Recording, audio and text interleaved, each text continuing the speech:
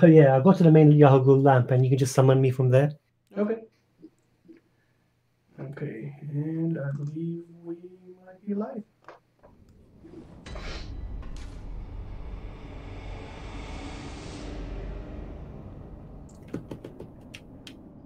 We are. Okay.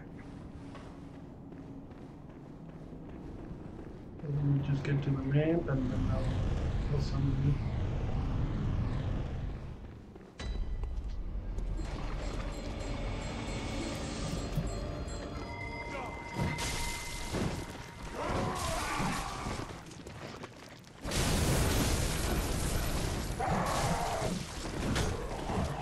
Yeah, I found out that this was probably one of my first.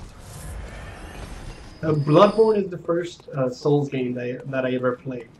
And this is one of my first characters.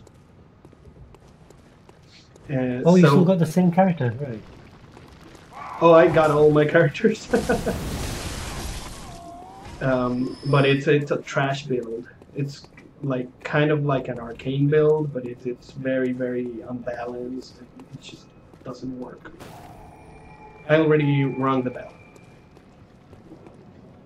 so yeah, it's a little bit annoying because I was playing the other build that I was playing was just a regular quality build, and it works so much better than this one.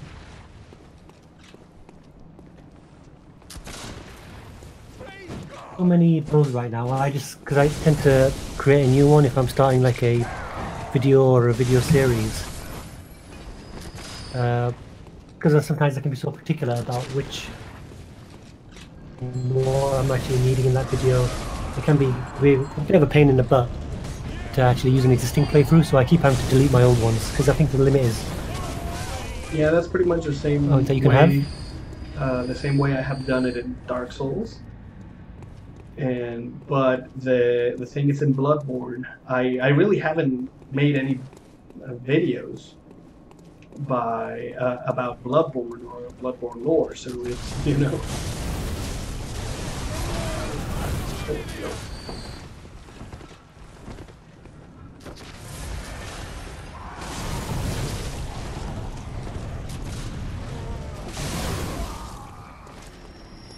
So that woman before she goes in there. I haven't done PvP on Bloodborne before, actually. And I mean, to be honest, because the level, I mean, I think PvP has been very difficult in Bloodborne, just because the requirements are so specific. Yeah. I suppose the point of the bells was that people wouldn't have to put their summon signs down, but the downside has been that you've got to be in the right area. Still worked as well as it did in Dark Souls. But I also would say that I think Miyazaki and the team intentionally did Bloodborne to be more of a PvE game, because the covenants are, shall we just say, rubbish. Yeah. Even by the standards of Bloodborne, sorry, of Souls games. On top of that, if you combine it with the fact that you don't have any really good PvP areas, I mean, the Nightmare of Frontier is okay. Yeah, that's the only one. On that, I think it's quite obvious that they just wanted to reduce that and focus more on the first single-player game, the PvE, and I think that's fine. I think it's I mean, it's my favorite by far. Not because I don't like the other games. I loved Dark Souls and Demon Souls when it came out. I think this is a superior game in. I think that what I find. For, go right ahead. Sorry, yeah, I was just going to say that even though I think that this is the best game, the thing that Dark Souls has over it, like I said, is the PvP aspect. There's nothing like the forest, the Undead Burg, where you can just PvP all day if you want to in here. But that's fine.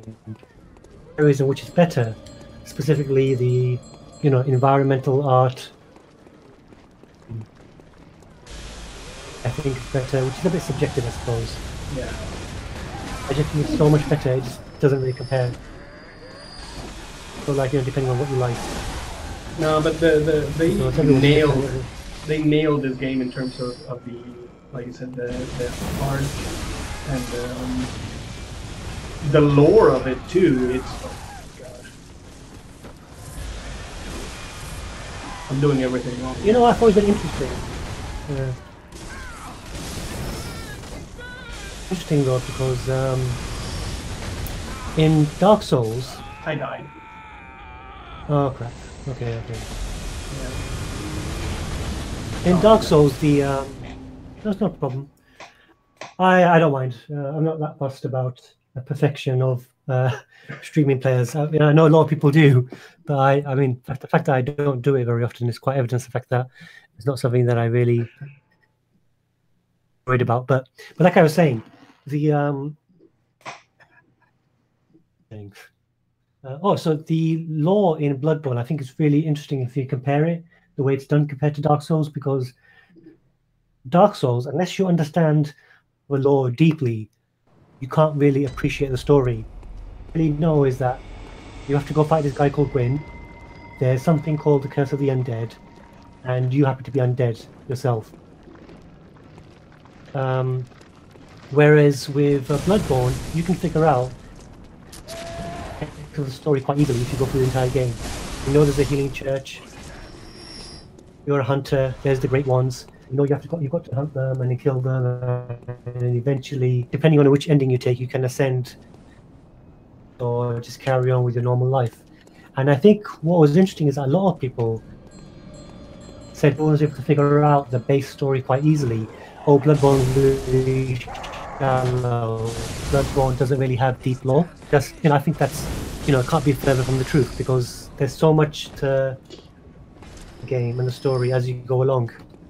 I think in terms of lore density, because if you think about Bloodborne, it's a very, very short game. It's a very small game in terms of areas. There's not a lot. But in terms of density, it has a lot more lore density than Dark Souls. It's just put in a different way.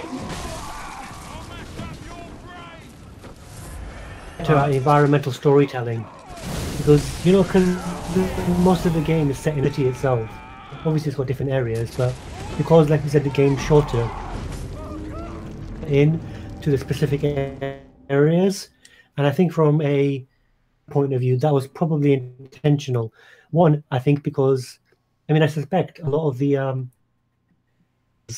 have a in European culture and European history and architecture, because obviously Dark Souls, if you just looked at the game without knowing anything about the story or the gameplay, you'd think it was a pretty standard medieval RPG. You wouldn't think anything beyond that. Yeah. Because it's just I think obviously a lot of it's based on I'm coming back in now, it's on Viking or even Norse mythology, so that shows that they have an interest. And if you look at this game, it's quite Wacky and his team had a big interest in European, I suppose you call it, architecture, because the whole of Yharnam is basically a fantasy version of Prague or some other European city. And what was at the beginning? Oh, you're at the beginning. Oh, I'm where you fight that the freaking giant. But I'll go with me. Oh, there we go. And the fact that she's ringing a sinister bell and all that means that we're getting invaded, right? Take care of it. Oh crap.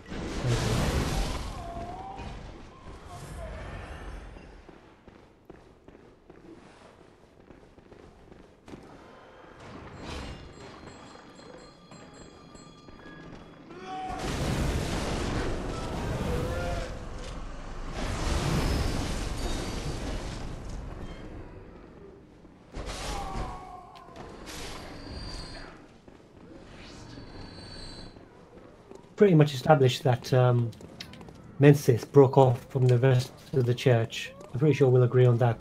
Oh yeah, absolutely. Absolutely. So why? I think it's just it's the same reason why Lawrence. You know how Miyazaki likes his cycles, and I think it's the same reason why Lawrence divorced from Burgundy. It's just a difference in opinion on how to achieve that transcendence. I don't think that Mentis necessarily. I think that in a certain manner, Mikolash would agree with Master Willem a little bit more than he would agree with. Holy crap! Oh, I got nailed to the ground. Mikolash would agree with Master Willem a little bit more than he would agree with Lawrence, but his methods are a little bit more haphazard, I would think. Psychotic. Yes, that's a better word.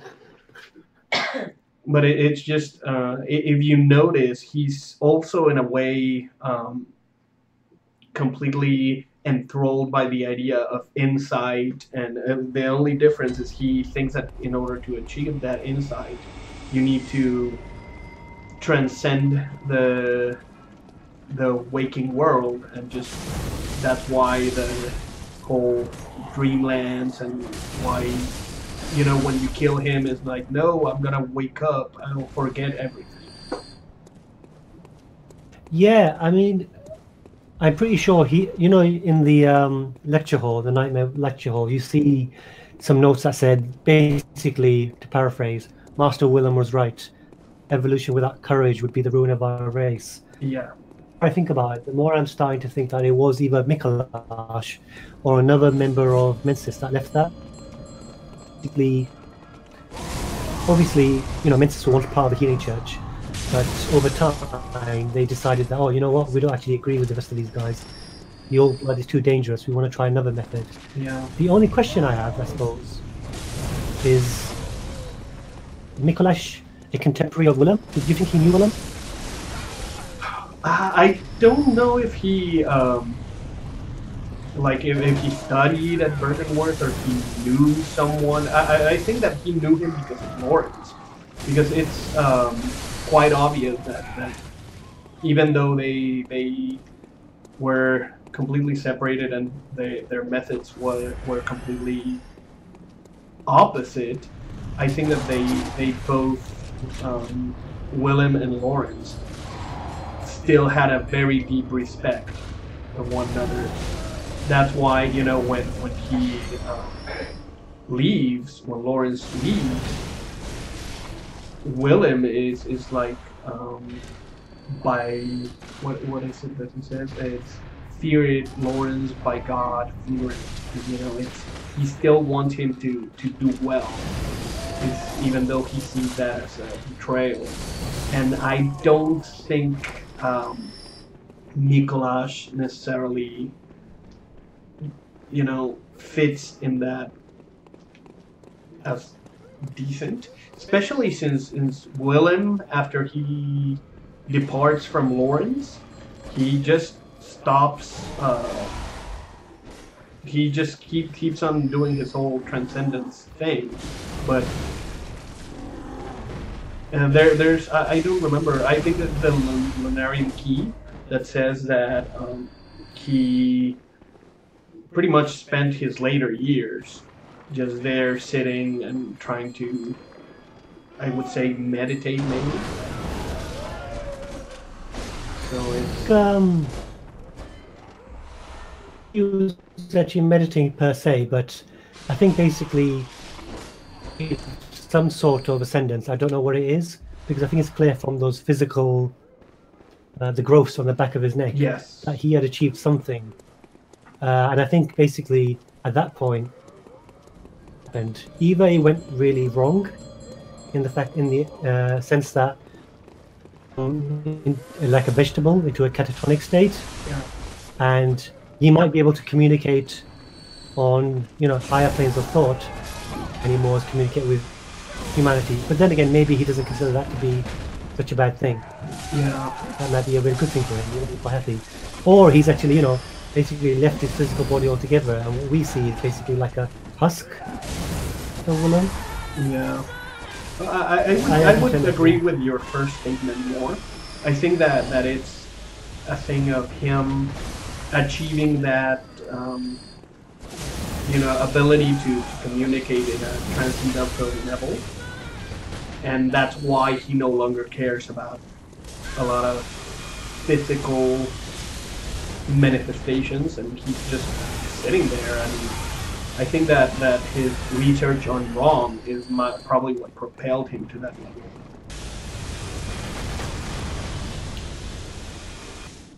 Well, actually, the question I'd ask, right, is lining his brain with eyes. The Healing Church. Oh, we missed that. The Healing Church were into blood. So, what do you think Mikolash's philosophy was? Because from the evidence I see, I'd say it was very, lack of a better term, physical and grotesque. Yes. First of all, you look at his allies. You've got the witches, who are clearly allies of, and they've got those eyes that are basically literally glued onto their bodies. I think that he like Master Willem. I think that when he was talking about eyes and all that, I don't think Lawrence took him literal. I think that he was just thinking about insight or transcendental knowledge, but not necessarily as a physical eye manifestation. I think Mikolash does the exact opposite. He sees the whole Grantos eyes as physically having eyes on either your head or inside of your head, and that's what allows you to reach that point of transcendence. I think that Willem felt the same way, because I always thought that Willem also would have felt that I want to have some semblance of physical eyes, because all the evidence I've seen in the game is points to the fact that there has to be some kind of physical eyes. Yeah, I do agree with that. Yeah, as well. Brilliant. That's why a little bit earlier I was saying that I think with all three of my lifetime. Oh.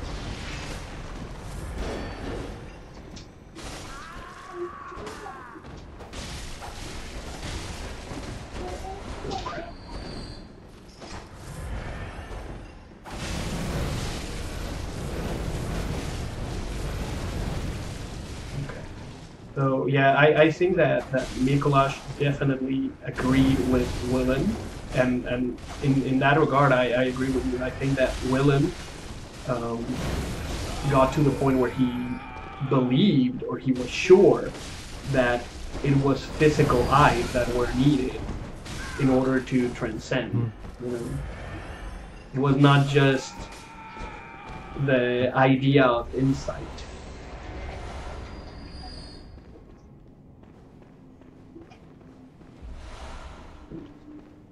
And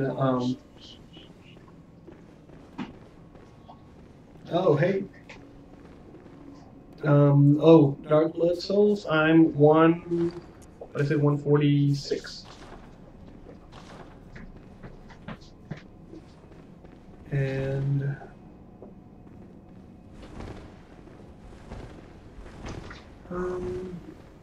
I forget where I need to go now. I think we need to go through this door. If you go left, you'll go up the lift to open the shortcut, and then right is. You're right. Yeah, I remember. We're about to get to the area of the One Reborn. Yes. The bosses in the game, I think. Yeah. Oh crap! It's Mr. Bell. Oh. Lift was up here. arrived. With how sucky I am playing, I think Jorge Alexis is gonna hand me my ass. Come over, come follow me up. Okay. So if we Oh crap! have the fight up here, yeah, we fought that spiral building because the area is quite small and you can't run away too much.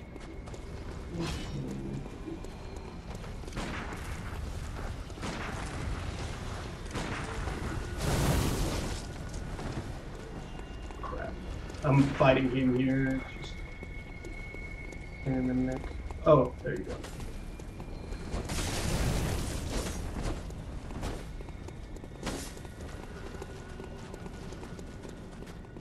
Yeah, that's what I would do. I would go where the caskets are.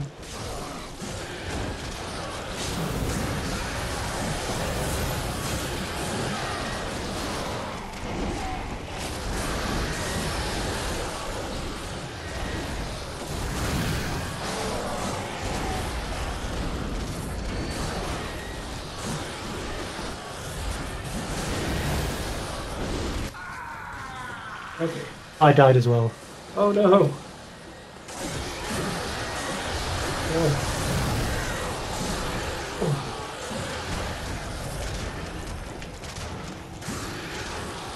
Don't summon me back yet. I want to go off to the hunting group and find some more compound. Okay. Uh-oh. I tell you, this build is so bad.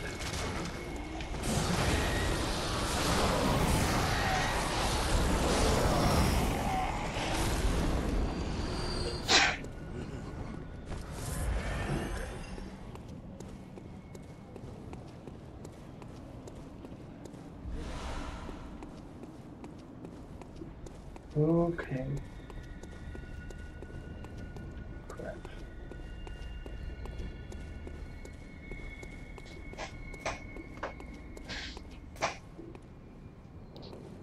Oh, thank you, Rickok. How's the stream working for you guys? I'm sorry, I've been focused mostly on trying to get through this and talk to Wacky.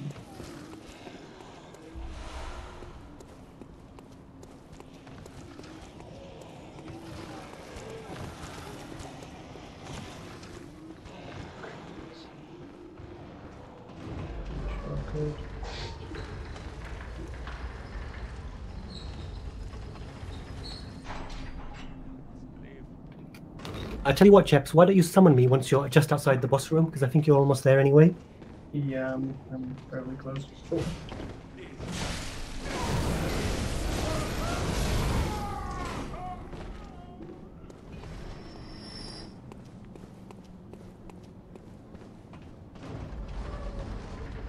I think after making that character for that Lawrence video that I was telling you, and then this, I need to replay Bloodborne, because... You playing it while you were creating your latest video? Sorry? Because I assume... Were you creating it? Were you playing it, rather? Sorry. Yes, absolutely. I remade a character that... it was essentially how I see my headcanon for how Lawrence looks, which is pale blonde man with long wavy hair.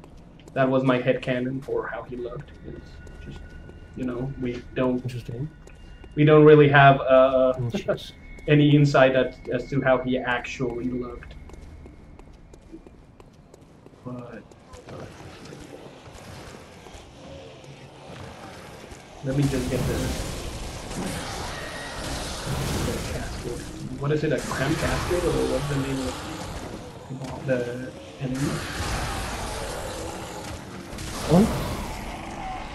No. There's the ones that are the caskets full of. I don't remember. I think they're just called cramped caskets, like you said, or yeah, something like that. Yeah, I'm just gonna run. So clearly, their ritual like brought things back to life. That's basically what it did. Yeah, I think that one of the things that happened, I'm about to get to it. When I'm doing, oh crap, I'm getting sniped. Okay. It's not letting me. Oh, it's already bringing the back. In my bell as well, so I should be coming in there, just outside.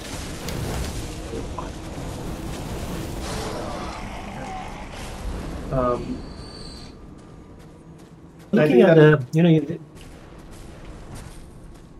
Okay, what I think happened here is the School of Menses manages to get to the Nightmare Frontier with whatever ritual they were doing, and just essentially after they leave, the bell ringing women, they they find all these corpses and all these dead things. And they're like, holy crap, this is paradise. So that's why everything is at the state that it is when you get here. Think about the actual statues. Well, not statues, sorry, the remains of these Yodomites. Like, clearly there was something going on here. They're all trying to escape. Yeah. Yeah, I think that when Mensis manages to get to that Nightmare Frontier, I think that the way that they do it is by sacrificing all these people. I mean, that makes sense. And I wonder if it's related to the One Reborn itself, because I'm starting to think that they probably needed biological material, and somehow, the material that made up the bodies of all these people was transfigured into the One Reborn. Yeah. What happens in this part in the whole Menses and the rituals and all that, it reminds me very, very distinctively of like Full Metal Alchemist. I don't know if you watch any anime or anything like that, but there's this whole idea of equivalent exchange. Of there's going to be a way to change things, to transmute things, but whatever it is that you gain, you have to give up something equivalent. And in order for them to gain that ability to go to the Dreamland, all these people had to essentially pay the price. So, I guess, it's like the conservation of energy law, isn't it? Yeah, very much energy so. And never created or destroyed. It's just, transferred into one form or another. But what I'm not sure about is to create the One Reborn, the same ritual that allowed them to, move into the Nightmare. Because it just seems strange that they would do both things at the same time. For me, I think that the One Reborn is essentially not... it was not necessarily created by Mensis. I think it was a byproduct of what Mensis did here. And then when the Bell Maidens came and moved in and did their whole stuff, they are the ones that use all these remains to summon him. But I don't think that Mikolash and the School of Mensis intended for that to happen. I think that it's just a byproduct of them. I do think that they were trying to use the Bell Maidens. I don't think that they just appeared out of nowhere. Right. For the last part, what were you saying? I was saying that I think that the One Reborn was just a byproduct of this, of them trying to ascend. But I do think that they were using the Bell Maidens. That this is not just that they moved in willy-nilly, but they actually were trying to use one of the Bell Maidens to transcend or some sort of thing like that. Because it doesn't make sense that this is the only place where the Bell Maidens show up and raise up all the corpses. You don't see that happening in Yarnam. You don't see that happening in any of the other places. but the dungeons, you know, so.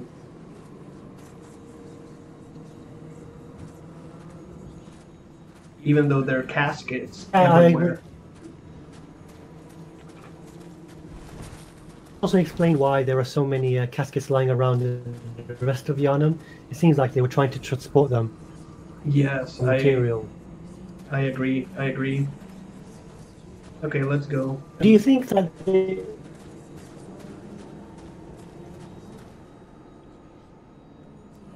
fight starts? And I think also it seems like they were trying to recreate Cos, because that the body that we fight is basically looks like Cos with the orphan inside it, which would make sense because I think you'd agree that for childbirth, the orphan was still pretty much inside her when she died, and it seems like it's just a copy of that. That does make sense, and I was checking on both the footage before Cos, the Orphan of Cos, sorry, comes out of Cos, and this, and it's very very much alike, and even in the grotesquerie of it, it's two of the most disgusting cinematics on the whole game, and it makes sense that you see a lot of those little tendrils, and in Cos, in the Orphan of Cos, you see very similar things, even though they are not quite the same. And I think that they were trying to achieve that transcendence, with the difference that the Orphan of Cos is the genuine article, you know. Of course, yeah. Yeah, I mean, I think when we first... Crap, my weapons at this. It's terrible planning. Play the game without the DLC, it's extremely difficult to tell what the Orphan of Cos is supposed to be. I'm sorry, what the One Reborn is supposed to be. And it almost feels like when they first created the game, DLC as part of it, as the main game, and you know, the Orphan would have been like one of the final bosses. Yeah, I think so too. I also think that the way that the DLC is planned, and the way that it fits in the whole story, I don't think that it was one thing of they were necessarily separated and you know, sold at a later date, but I think that it was completely planned from the get-go to be like that. I think that it was just a story that they were not able to finish by the time that Bloodborne came out, and they just had to put it in the DLC. But yeah, I agree. The DLC is very much... It's impossible to make sense of a very big portion of the game without that DLC. Oh, and here we are where Mikolash and the whole school of Menses are sitting down, and they're just corpses. Yeah. And yeah, I agree. I think the fact that the DLC came out so close right after the main game, because I think the game came out in 2015 March. The DLC came out, I think, in November this very same year. Yeah. That was very quick, and it's quite clear that it was planned, and I think they had everything in place before they finished it, and probably were working on it before the main game came out. Yeah, absolutely. I just think that they were not able to finish it all, and just were like, well, you know, we just have to roll with the punches there. Yeah, From Software is actually a very small studio. Like, why can't I press? Okay, so we're here at the lecture building. Let me just return to the Hunter stream. I'm gonna buy some vials and get my stuff together. Do at the Nightmare of Menses. Okay, just I'll be there in just a second. Just let me buy some stuff Cool, no problem, no problem. because I now think, and this is something that I've decided like in the last, that the Nightmare of Mensis is actually Themeria, the real Themerian civilization. Time when I thought it was just a part of Yharnam that was part of the nightmare that we didn't see. Kind of thought, oh, maybe it's a part of Loran, because I got it into my head that maybe Loran, and that still could be the case. And I yeah, definitely think that.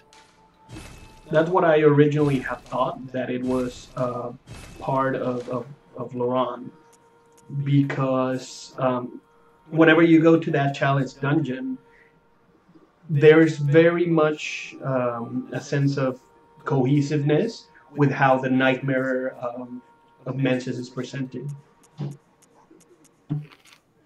But yeah, no, that's I hadn't thought of that, but that makes a lot of sense. Okay, let me see I if actually I came onto this stream of thought is mostly because I think it was JSF who first told me that the way he perceives the nightmare realms is that each realm is a point in time, or throughout the game, backwards in time, if that makes sense. So the first, I guess, so the furthest back in time in terms of in history is actually the Nightmare of Mensis area when it was still, when it still existed at its height. Mhm.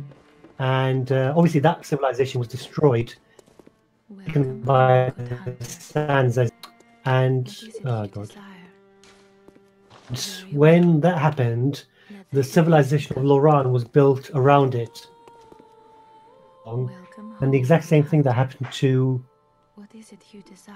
it happened to Themeria, Very well. also happened to Loran. Let And by the that I evidence mean become your strength. Murgo is the son of the Please stand close. Themerian queen. I think that's pretty much established. And he was the great one of that cycle. Themerian queen, Yharnam, took, Farewell. enough of the old blood. Then the Red Moon event happened. Odin impregnated her. The rest of the civilization just went to shit. Completely was destroyed as everyone turned to beasts. And Murgo was the, last artifact of that. And she, I think, being mortal, managed to survive in a manner of speaking.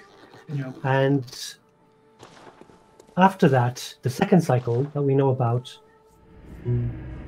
Loran, this very exact same thing happened to it. And I think that in that particular time, a queen of blood like Yharnam, but this is JSF told me. This is what JSF thinks, and this makes sense in my mind as well.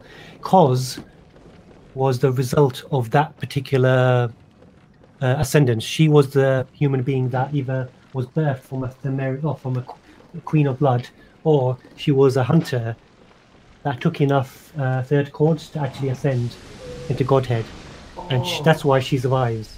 That's a really, really, really good theory. I hadn't thought of that. And that was credit to JSF for that one. And then in our time, Bergenworth existed at the same time as the Hamlet. Loran's obviously been pretty much destroyed by now. It's been lost to the sands, as they say in the game, and pretty much on top, or at least Old Yharnam was built on top of Loran and Themeria, which is why we only see those civilizations in the tombs, because obviously for some reason those civilizations built tombs, whether it was they had an interest in archaeology, they were also burying their dead underground or whatever. Oh. Obviously the time in what do you call it, the fishing hamlet was at the same time as Bergenworth. The fishing hamlet people discovered Kos from her sea or her ocean and began worshipping her. Bergenworth arrived. Kos, for whatever reason, died. Cycle got kicked off. And eventually, the end of this cycle obviously is when the human hunter. Sorry about that. I had my kids here. Cool. That's cool. Hello? Hey, go play. Go play. I'm here at the Nightmare of Menses. I'm there as well. Just summon me and I'll come along. Okay.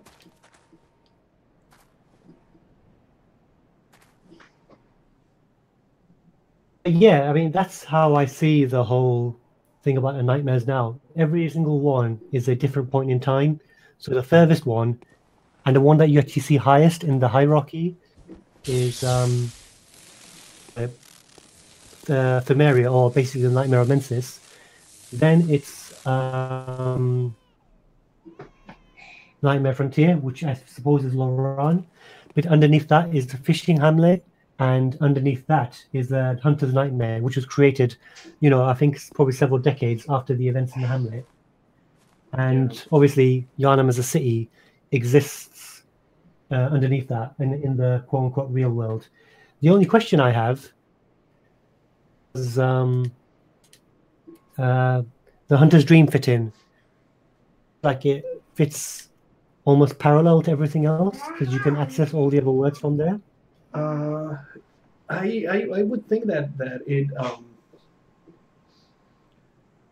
the Hunter's Dream in and of itself would fit at the same level as the what's it called? The Hamlet, because if you notice, you can see the oh crap, I'm being invaded. You can see the masks that you can see at the end of the DLC there as well. No, that's the Nightmare Frontier. I'm talking about the Hunter's Dream, where you basically go back to. I'm talking about the Hunter's Dream too. You can see the masks, or the I wouldn't say masks, but you see like the big, what's it called? Kind of like.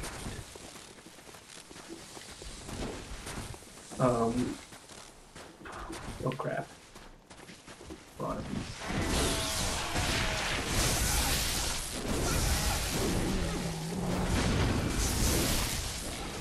Okay, let us finish this and then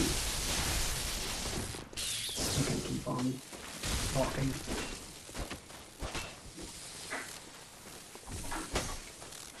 Okay, so if you notice from the sides of the Hunter's Dream, you can see all sorts of like structures going up, and I think that that's the same structures that you see from the Nightmare Frontier in a way, but in a different level.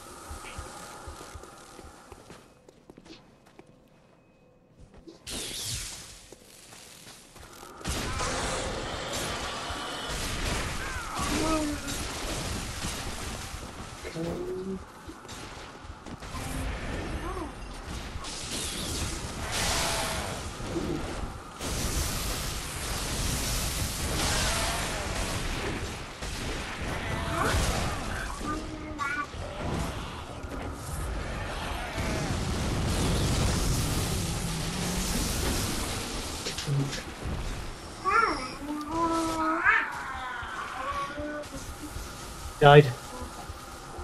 No.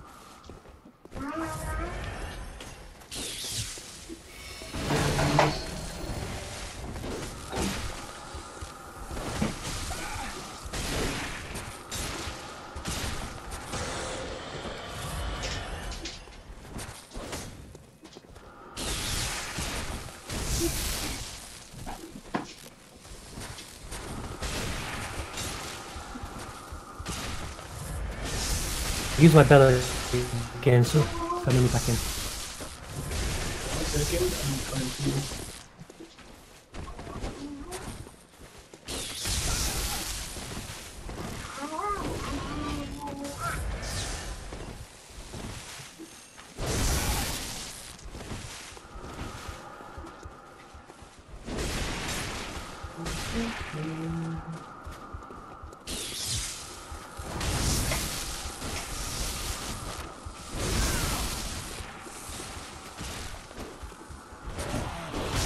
Oh crap.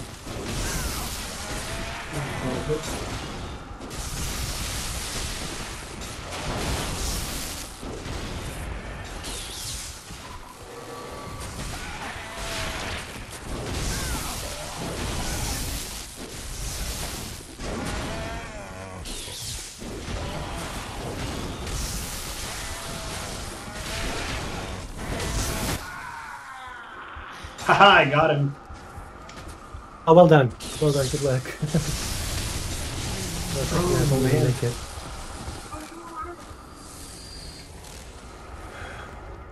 And I had to get him in the middle of fighting with a freaking silver beast.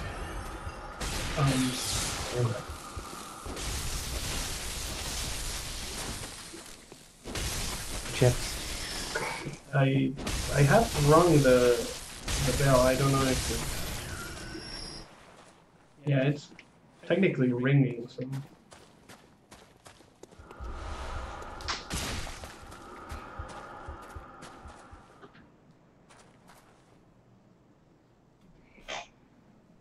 I wonder what the stone structures that look like human faces represent.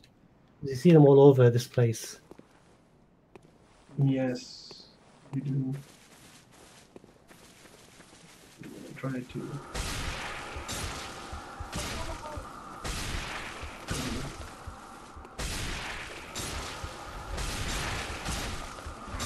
What do you think the Yeti-like creatures exemplify? What are they? I don't have a theory per se on it myself, but if I can just relate that, is basically that orphan children, very, who to play in the story from a thematic level. So Bloodborne and a lot of Souls games are basically about bastardized children, children without parents, children without roots, and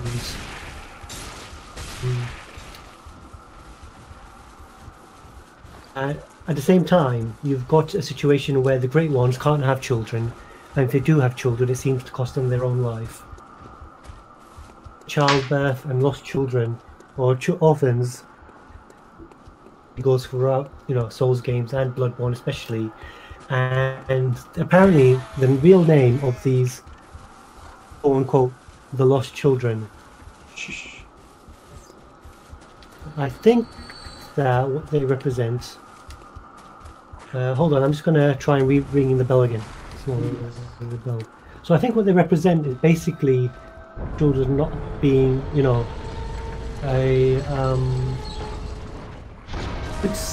and on top of that, if you actually look at what's going on amongst the choir, clearly they're kidnapping people's children or taking orphans, performing experiments on them. I think the choir was founded by orphans from Yarnam, who basically were taken in by the church, and eventually became, the high-ranking members by gaining power. And I think the reason they were able to do that is because when the church took them in, they started performing experiments to create the Celestials. Not the Celestials, sorry. The in the orphanage. I can't remember the name of the boss. Yeah, the Celestial Emissary. That's it, yeah, the emissary. And obviously you find the little emissaries as well. And I don't think those are aliens. I think those were human beings that became that way. And I think what happened over time is that the Celestial Emissaries because of the success they had, for in whatever way for the church, the people who became emissaries or even became close to evolving started to have influence and power in the church. And this is something that a lot of people miss.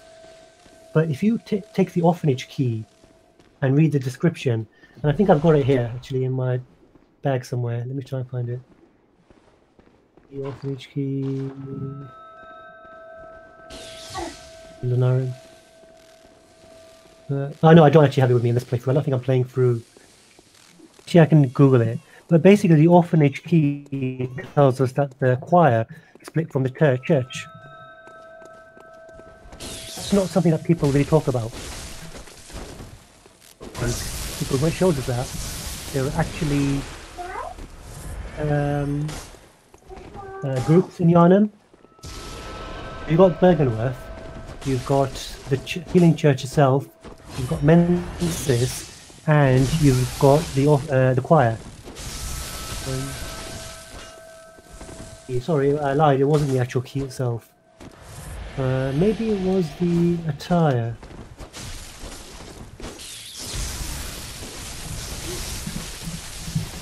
I'm gonna have to Google it. I can't remember often.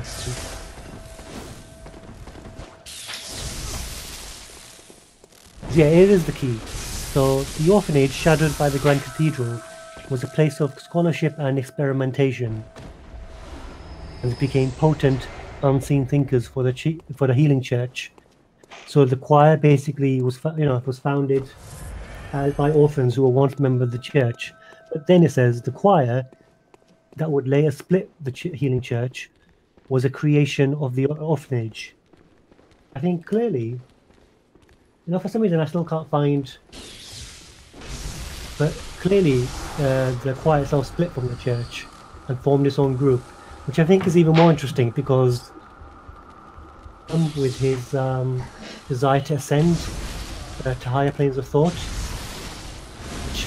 which was basically trying to imbibe blood, and Mensis, which was somewhere in between, I guess. But then the question is, what was the choir trying to do? I think the choir was trying to mutate people. I think that in the choir's mind, the great ones, and oh my god, I fell into a freaking hole because I'm an idiot. Okay. Opportunity to ring the bell, anyway. Yeah, I'll re-ring it. But I think that if you think about it with the Grantos Eyes situation, Willem and the School of Mensis, they want to reach understanding of what the Great Ones are. I think that the choir, they don't care about understanding. They want to become Great Ones. It's about not knowledge. It's about physically mutating into becoming Great Ones. And I think that that's the difference with how the choir does things and how they acquire or they manage to get so many of the kin and all that stuff. I think that it's a little bit of like, for example, what the choir achieved. It was achieved after, application of what Willem was trying to do. Because if you think about the little spiders, okay. If you think about the way that Lady Maria, when she was doing in the research hall and all that stuff, a lot of it was experimenting on subjects that had already displayed some sort of, let's just say, insight. And then, using that as, I don't know, like a medium to go beyond. So I think that that's where the choir fits. think the only thing I could really add to that is that the choir, I think, believed, like, they believed in communication, which is to say that the celestial emissaries signed by them to gain audience. I don't think that they intended in the same way. I think you probably agree with me. Like, so Willem wanted to eyes on his brain. I don't think Mensis had that much idea of how to evolve, but they just wanted to have an audience with a great one. Basically, conduct the Mensis ritual. Basically, you know, a nightmare. Whereas the Healing Church obviously wanted to evolve directly with blood. And I think that the choir were also trying to... They wanted to have an audience with a great one, with the Celestial Emissaries. I think that was their route. Their route was basically had to evolve some among them. Actually, you know, be able to talk to the great ones, for lack of a better term. And if I can just go off on a tangent right now, you know, have you seen videos of people, you know, standing up close to a celestial emissary? I'm not talking about the boss, but if you go to Zephyr's clinic, you can actually get quite close to this celestial emissary you find there. Anyone do it? Because if you do, you actually see or hear sounds that you would expect from maybe a whale or a dolphin or a shark that we would make underneath the ocean. Oh, sorry. I'll be with you in just a second. I'm just fighting with a dude that has ungodly amount of lag.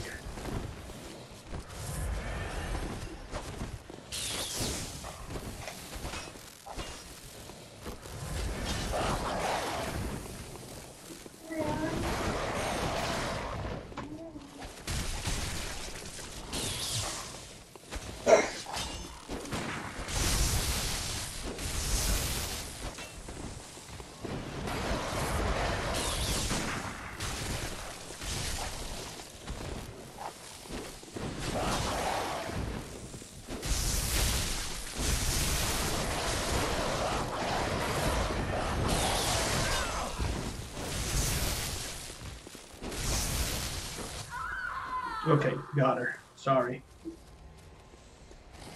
Sorry about that. It just... the amount of lag that person had. So, yeah, I think that that's very telling if they have, you know, if there's sounds of whales or sounds relating to the sea, near the kin of the cosmos or the emissaries, then that would mean that, you know, all those experiments that Lady Maria was doing, or the ones that she was put in charge, led to the kin of the cosmos. Because if you remember, there's a lot of that plip plop sounds of the water kind of situation going on with the enlarged heads. And I think that I definitely remember that. I think that results into what becomes the celestial emissaries. Also, if you remember, the living failures are essentially very similar to the celestial emissary, but their bodies are a little bit different. I think, yeah, the living failures were the emissaries Mark 1. Yes. They were able to create, but they obviously failed to have contact with the cosmos. But I think in a larger way, the point I was trying to get at is that I think there's so much evidence to point to the fact that, or to the theory that one is actually, it's almost like the universe is made of water, to a lack of, you know, a better way of explaining it. Because even if you look at some of the what do you call runes? So there's a lot of what's known as the sea runes or the water runes. Mm-hmm. Yeah, because if you look at some of the ones in human voices, ripples like a what do you call watery reflection. So I'm gonna. The rune means lake, and those who memorize it enjoy reduced X damaged. Volumes of water serve as the bulwark guarding sleep. Its truth, and it's almost as if the cosmos itself could be considered a giant, ocean. I don't know if you've seen my tweet, but I put on a Twitter the other day. Yes, basically, I did. The idea that the cosmos is probably different layers of the ocean, and different, obviously, due to the nature of the ocean, the amount of salt that's in different levels, and the amount of pressure that exists, creatures like whales, which can exist at the higher level of the ocean, can't go down to the lower level, and vice versa. Yeah, that'd be very interesting to think about it like that, because that would explain why there's these partial ascendants of even creatures like Willem, who is like you said, you pointed out to the growths on his back. You can tell that he did manage to gain some sort of ascendance, even if it was a partial one. So, I don't know. I think that's if you think about it that way, that means that us as humans, we're probably at the top of the ocean, where there's not a lot of pressure, and the further down you go, you're going to be forced into physically change. And there's different ways to get there.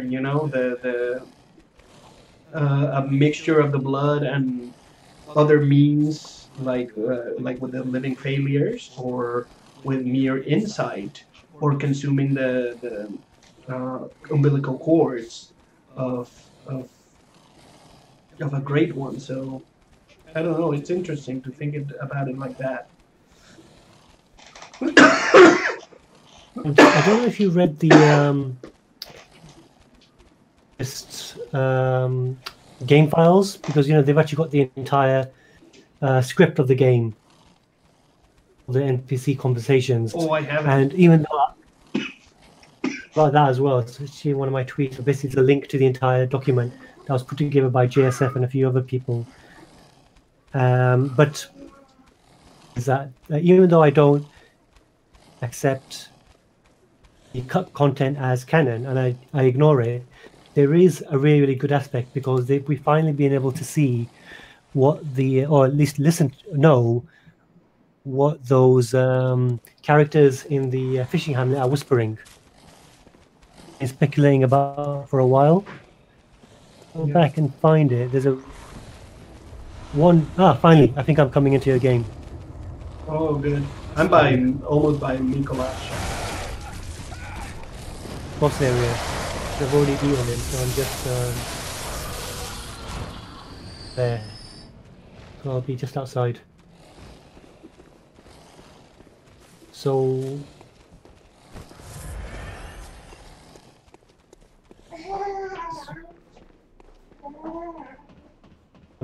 what was I saying? Oh yeah, so one of the notes, let me just find it. Oh, here we go. Yeah, they say one of the baneful chanters, as they call it, saying scales are suffering the grief of cause. And then there was a further note. Sorry, once I find this, we can go in and fight Mikolash. Yes. Alfred. Baneful. Where are they? Here we go, almost there. Lost it.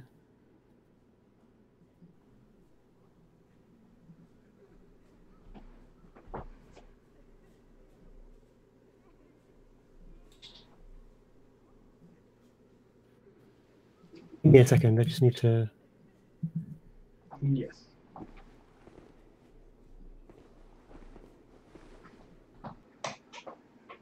Oh, by the way, Noob came to the thing. Bloodborne script. I think he already left.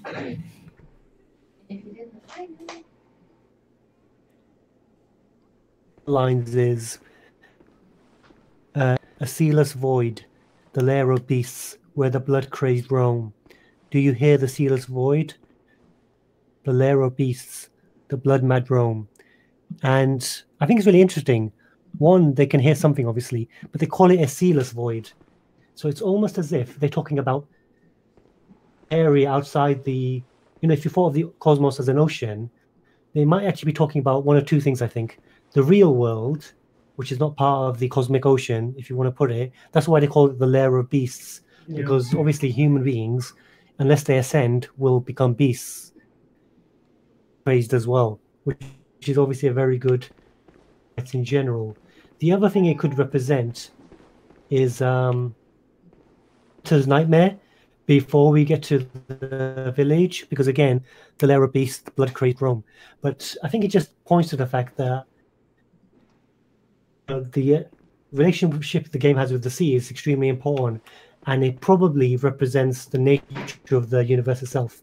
Not that I'm saying it is a giant ocean, but it's definitely liquid. Because even like Mikolash, when we fight him, how the Grand Lake of Mud is hidden now from sight. And I thought he was initially talking about ocean or Rom Sea, but it seems like it might be a reference to quote unquote the cosmos being like a lake of mud where the drift. And I think it was JSF who was tweeting about it or something, and he was talking about how obscured from sight we need eyes, because without the eyes it'll always be obscured, because we don't have the perception to understand what the grand lake of the cosmos represents. It makes it's interesting to put it like that. And then if you think about the whole idea of it being a whole ocean, Mikolash? Yes, the whole idea of the cosmos being an ocean. Some say cosmos. Oh, I turned off the subtitles. Do you hear our prayers? Damn. I'll turn them on once we start the fight. No one can catch us. No one can stop us now.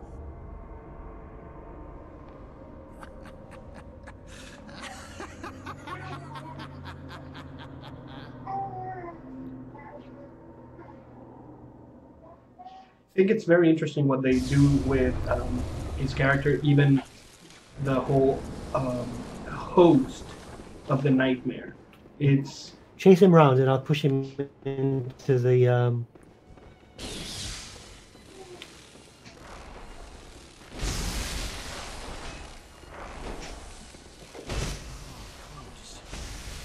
Some say cosmos. Do you hear our prayers?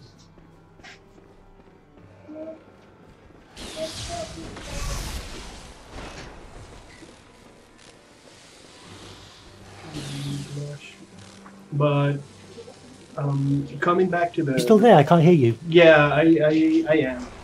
I just went quiet for a second. I was collecting my thoughts. But I think that going back to the whole cosmos being an ocean, if you think about what it takes for the player character to gain transcendence, the first thing is actually getting infected with the blood. So you already have old one blood coursing through your veins, and then you have to consume their flesh, and not only any kind of flesh, but it has to be oh damn good clash. Ooh, you better heal. Yeah. Oh, I died, for fuck's sake. Shit. I hate when he does Ebriatus thing. Oh. Yeah, I don't think I'm gonna survive this one.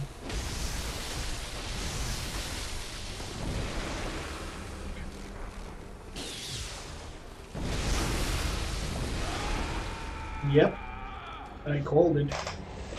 But okay, so we need first that first infusion of the blood running through our veins, and then we need the to use that umbilical cord to be able to transcend. So I think that there are different facets of that ability of going inside, and I think that the umbilical cord is just the ability or the a shortcut to gain that insight. That's why when you consume it, it gives you what, 3 insight. I think that those eyes that Willem was talking about, that he so painstakingly acquired, they can be acquired instantly by the use of the umbilical cords. And so you need both. You need not only the inside and the eyes, but you also need the blood coursing through your veins.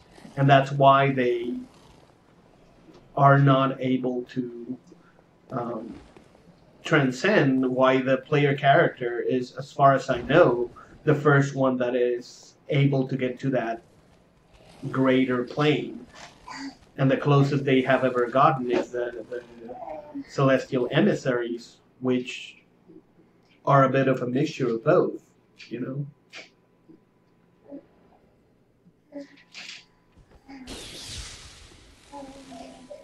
I'm right outside of Mikolash.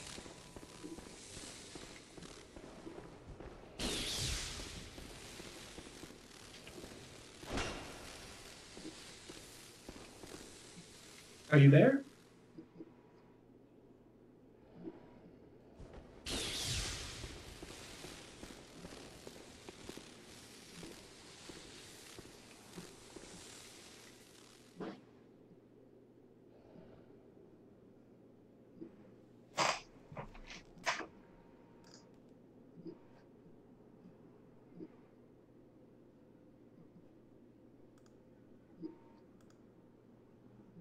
Hello, hello.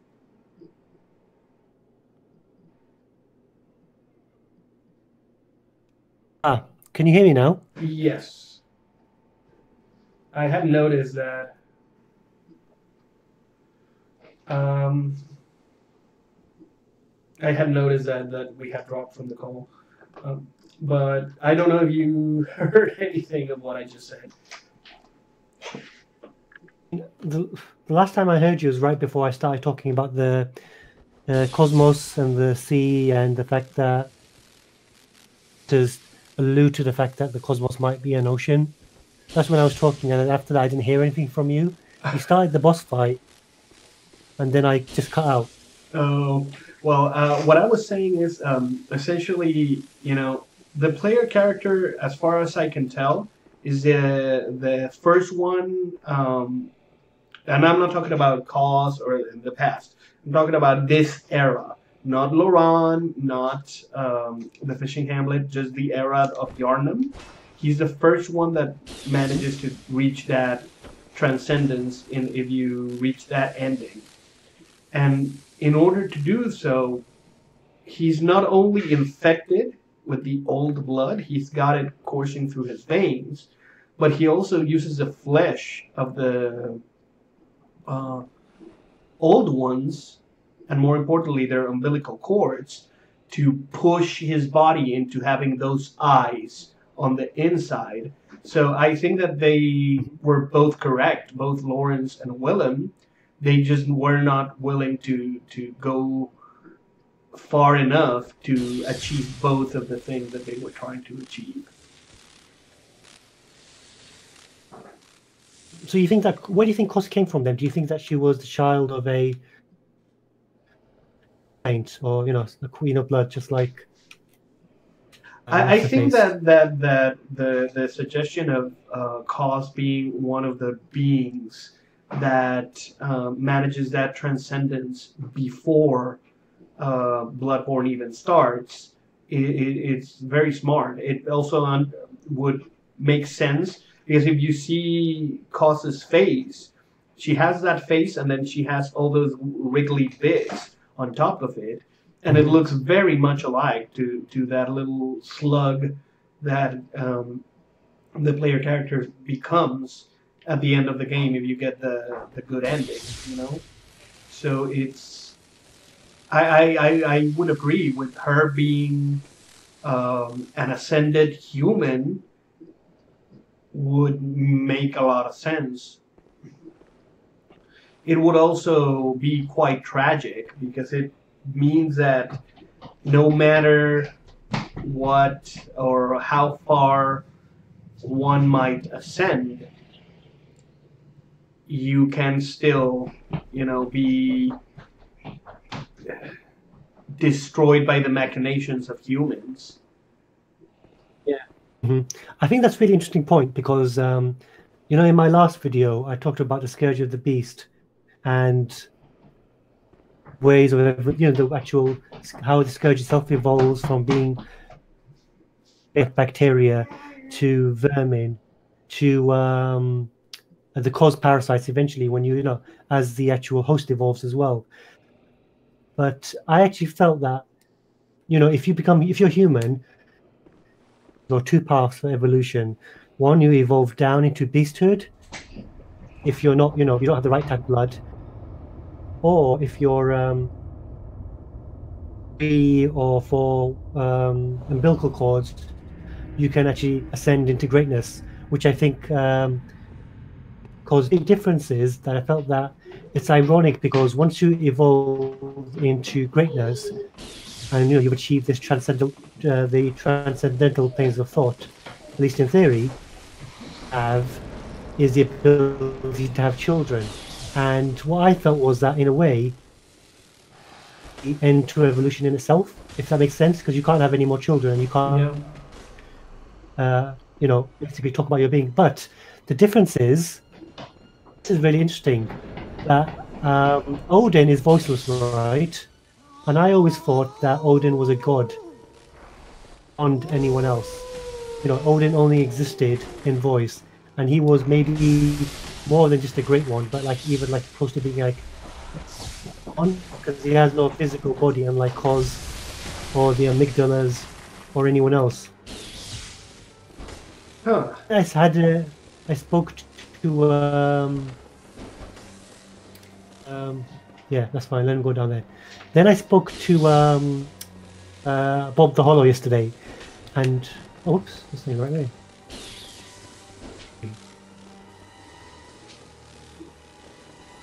Yeah. And Bob was saying that way maybe Odin has ascended beyond the Great Ones as well.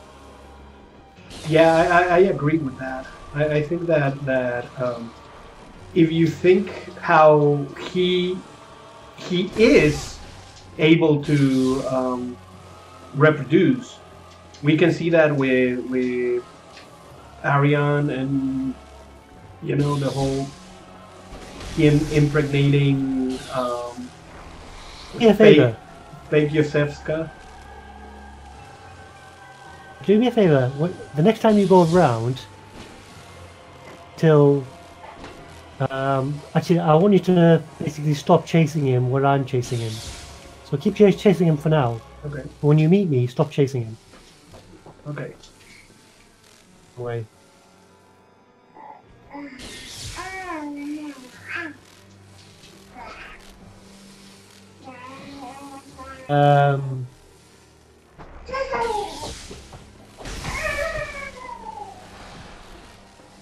Stop chasing him for now.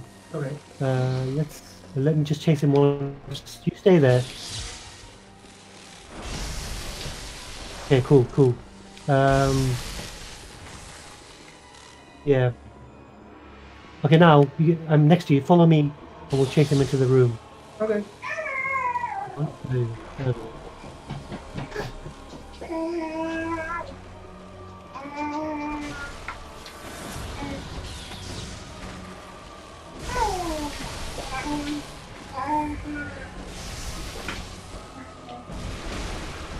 Oh crap! I died again. Oh I freaking hate when he does that every crap. yes, I just can for this guy.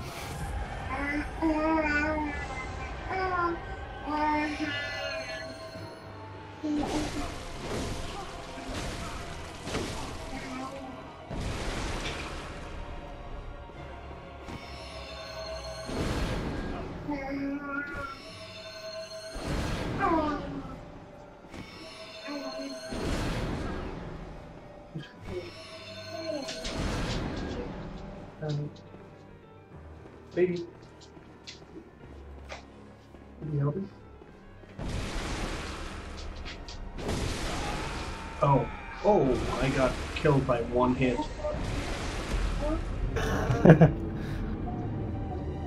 Yeah, I Okay, also... let me just give me a second. Yes.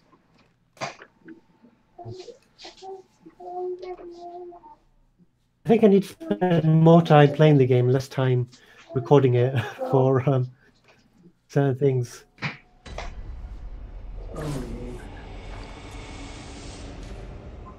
Oh, unfortunately, it seems like my my little ones are getting a little bit, you know, crazy. I think I'm gonna have to end it a little bit earlier Yeah. than I intended, but That's cool. Stream for about an hour and a half. yeah. But you know, you Fun. gave me some really deep food for thought. I said because these ideas I'm still developing, and I want to create videos about them. But I mean, I've got one video coming out tonight, but that's a Lovecraft video. Not a... Then I'll be working on another one, hopefully to come out in like a week or maybe 1 or 2 weeks afterwards. But then I'm going to be focusing on Souls videos for a while because, as you know, Dark Souls is coming out again. Yeah, So I might be focusing on that for a bit. yeah, So let's do this again. I would enjoy that. Well, Yeah, definitely. We'll try and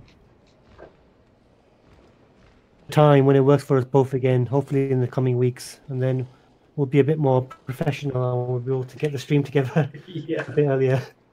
that would work. It's always the hardest. Yeah, man, thanks for your time. I'm gonna log off now. It's been fun. Thank you, thank you. Okay, see you around. And see you guys. See you, YouTube.